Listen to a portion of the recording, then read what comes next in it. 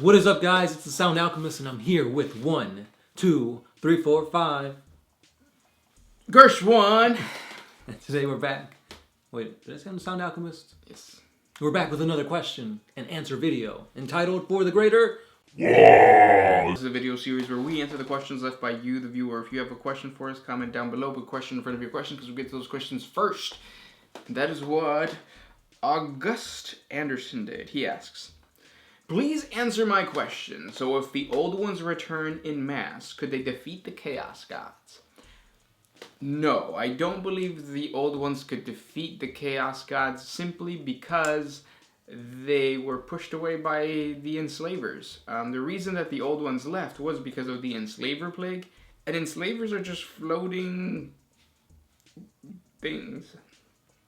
Like, the only menacing thing they do is, like, they corrupt your mind and they open up a portal where more enslavers can come out. But that's nothing compared to what the Chaos Gods can do. The Chaos Gods can, like, manifest, all these crazy creatures. That's like saying pneumonia is not all bad when you've got, like, all these other diseases. Yeah, it's still bad. That's well, yeah, but it's not as bad. That's what I'm saying. Like, if someone's gonna die of pneumonia, they probably won't live through AIDS or cancer. If that makes sense. Still, though, like, that's still pretty bad. Like, if you're scared of a dog, you're gonna be petrified of a lion. That kind of thing.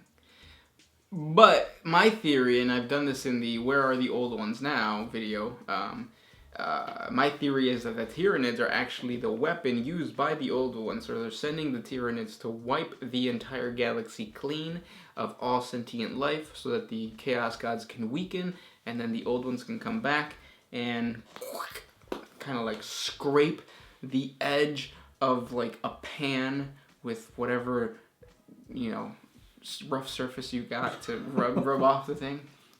You know, the infomercials with the thing and the... You know what I'm trying to say. So you're saying Tyranids are gonna mop up all intelligent life. Like OxyClean on crack. But then what happens to the Necrons? Because they don't got no biomass. Then they just go back to fighting because the old ones were defeating the Necrons. But that was back then. This is a new war, Gersh. Back when they had the Catan. Where are the Catans now? They still have them. No, they're shards. But they have some shards. That's what I'm saying. They're not at the pinnacle of what they used to be anymore. And half of them are asleep. Just wait. The Silent King's going to come back and he's going to have like thousands of Pokeballs with Catan in them. And... Nah. Yeah. Next question. Bartosz Tomaszewski. Why do Imperial Guard last guns suck balls? Well, I mean...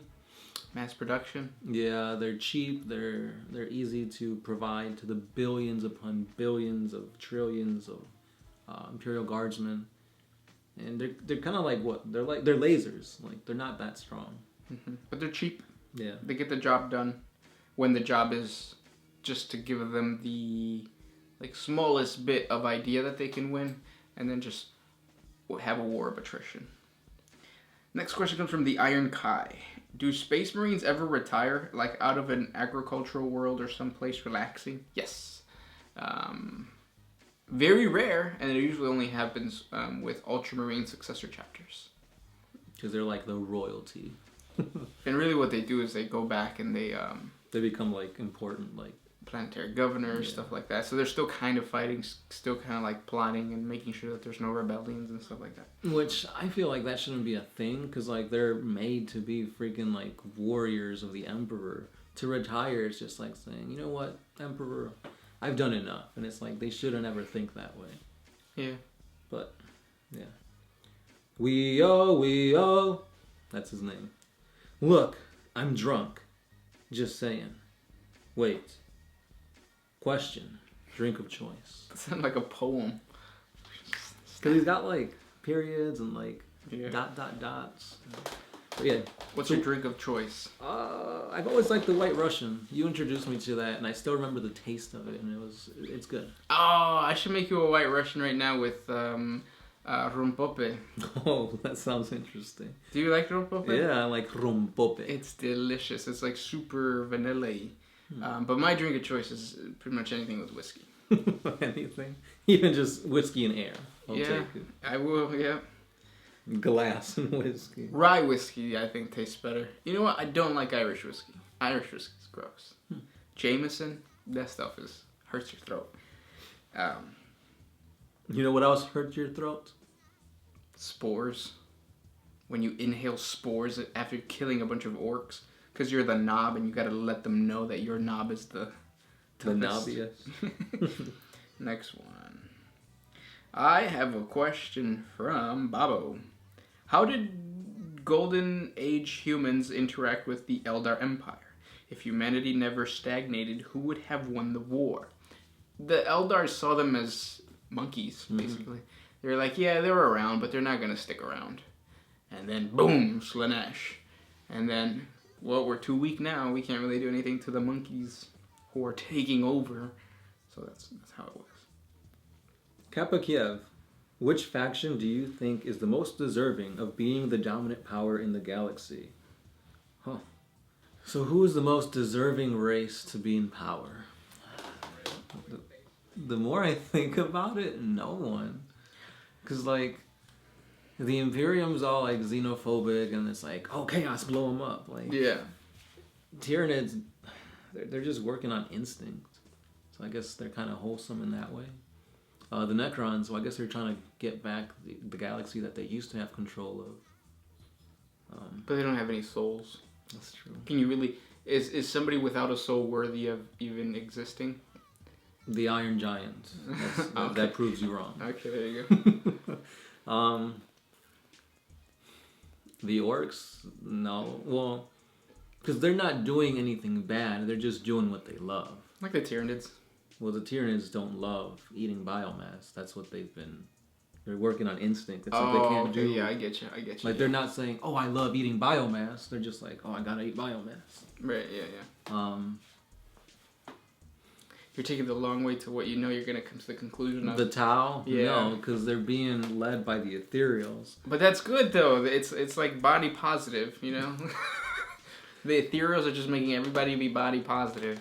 As long as you fit in their cast. That's true, and if you don't, then it's like attack, attack, attack. Oh, by the way, you want to join the greater good? No? Oh, we'll just... Attack. I don't know, I think that's kind of cool. Nobody's really deserving. I guess it'd have to be... Ooh, the Exodites. Why is that?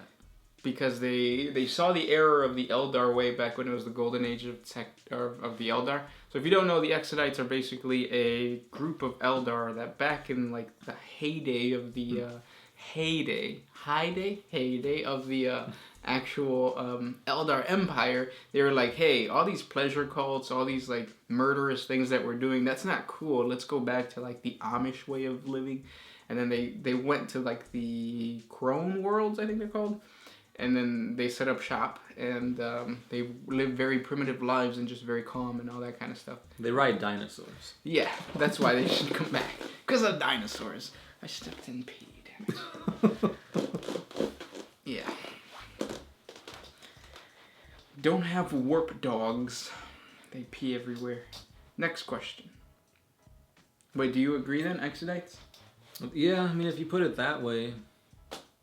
But they still look down on humanity and, like, other races. That's true. They're just like, oh, our way is better, you know? Okay. William Ralston. Since orcs go from spore to adult, do they still have the innate belief of Gork and Mork? Would this mean that this belief is genetic? Is it also possible that this is genetic memory from the time from the old ones that the orcs inherently recognize and obey their creators? Basically a genetic leash. The orcs don't really even like follow Gork and Mork in terms of like they just see them as the bigger, badder guys, and they bring proper fights. I mean, maybe, yeah, kind of like the Elder guys. I could see it. You convinced me.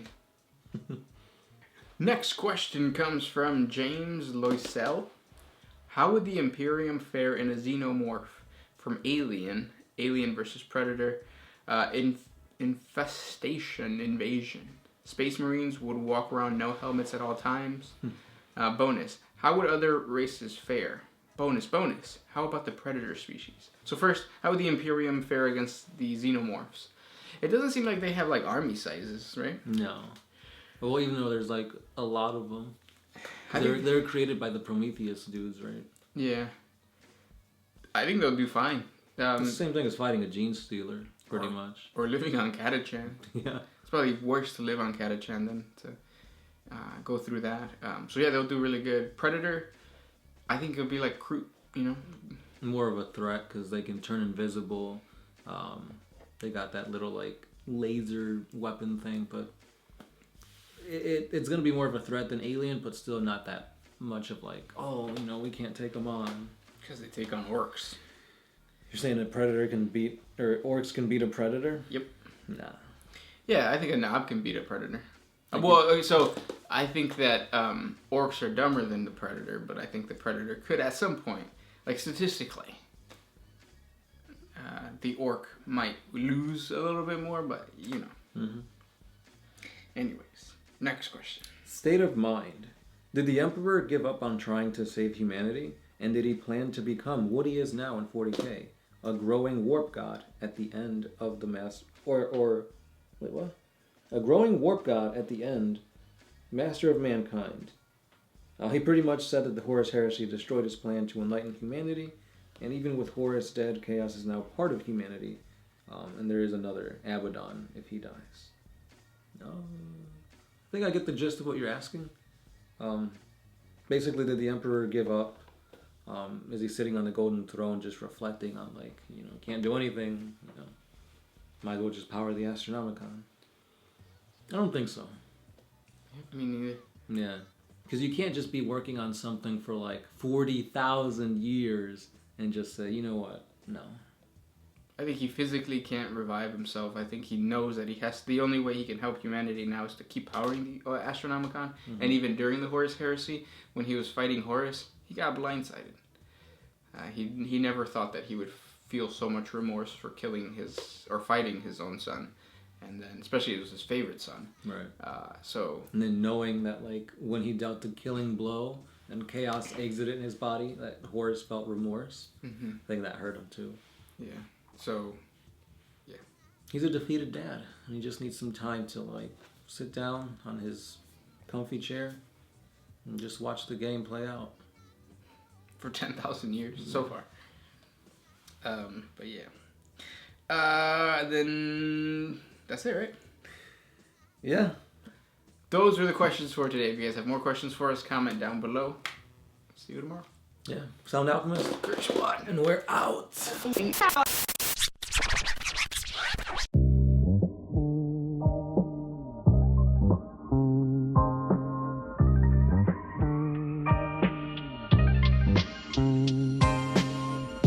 Always used to put my freedom first in any situation.